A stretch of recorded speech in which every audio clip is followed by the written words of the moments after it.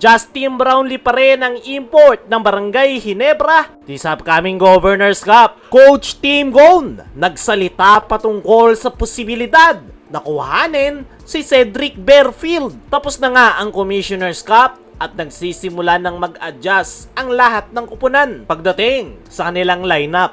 At as of now nga mga chong ay nasa trading block na etong si Cedric Berfield na humihingi na nga ito ng mas malaking kontrata which is hindi maibigay ng Blackwater Bossing. Kaya naman, nasa trading block na ang nasabing gwardya at nag-aantay na lang ng magiging kapalit. Kaya naman, natanong mismo si Coach Tim Cone sa podcast ni Pau Salud at Homer Sison sa posibilidad na kuhanin ng Barangay Ginebra si Cedric Berfield. Hindi nga yan diretsahang sinagot ni Coach Tim Cone dahil nabanggit nito na tampering daw ang tawag dyan dahil kasalukuyan pang merong kupunan si Cedric Berfield. Nire-respeto raw ng Barangay Ginebra ang Blackwater Bossing patungkol dyan. Pero nabanggit ni Coach Tim Cone ay always looking for improvement nga daw ang Barangay Ginebra.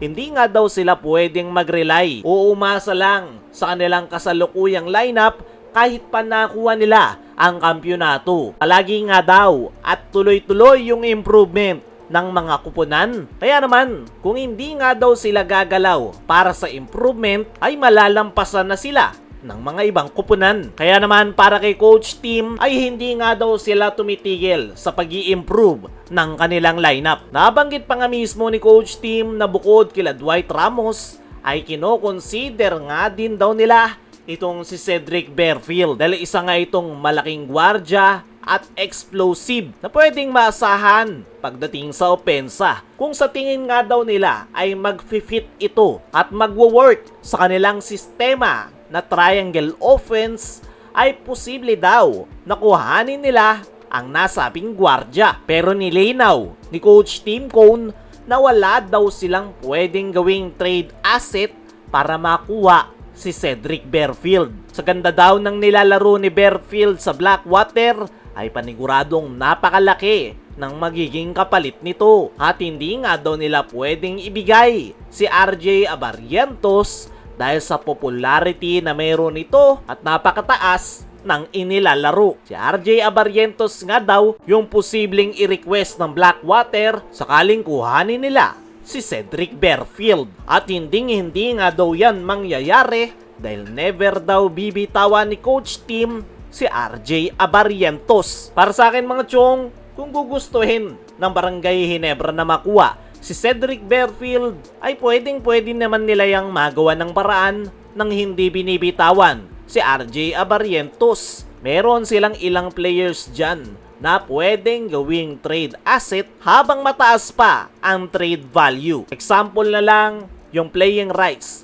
ni Jamie Malonzo. Although meron itong 3-year ban, ay hawak-hawak pa rin ng Barangay Ginebra ang kanyang playing rights. Marami pang pwedeng gawing trade asset ang Ginebra. Pwede din nilang idaan sa 3-team trade para hindi ganun kabigat yung bibitawan ng Ginebra. Pero para sa akin mga chong, ang kailangan sa kupunan ni Coach Tim Cone ay isang player na maaasahan sa loob ng painted area. Hindi na bata si Japet Aguilar, hindi na nga rin ganun kaganda yung kanyang performance sa nakalipas na finals. Kaya naman, kailangan na talaga ng Ginebra na i-improve yung kanilang frontcourt position. Pero kung makukuha ng Ginebra si Cedric Berfield, why not? Dahil isa nga itong explosive guard, kaya mas magiging unpredictable yung kanilang opensa. Pero para sa akin, mas kailangan ng Ginebra na i-improve yung kanilang frontcourt position.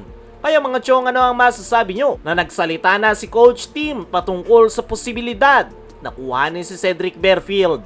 I-comment mo lang dyan sa ibaba. Samantala, Justin Brownlee pa rin ang import ng Barangay Ginebra sa upcoming Governors Cup. Matapos muling matulungan ni Justin Brownlee na mabigyan ng kampyonato ang Barangay Ginebra, ay konting panahon lang yung kanyang gugugulin dahil siya pa rin ang magiging import ng Barangay Ginebra sa upcoming Governors Cup. At hindi na nga nakakagulat yan mga chong, dahil si Brownlee talaga ang priority ng Barangay Ginebra pagdating sa mga imports At the same time, 10 taon na nila itong subok at patunay na lang yung kakatapos na Commissioner's Cup kung saan muling nabigyan ni Brownlee ng kampyonato ang Barangay Ginebra. Marami ang nagsabi na may edad na daw si Justin Brownlee at hindi na kayang sumabay. Pero pinatunayan nga ni Brownlee sa lahat ng kanyang mga haters na siya pa rin ang GOAT import sa PBA. Kaya mga chong, ano ang masasabi nyo?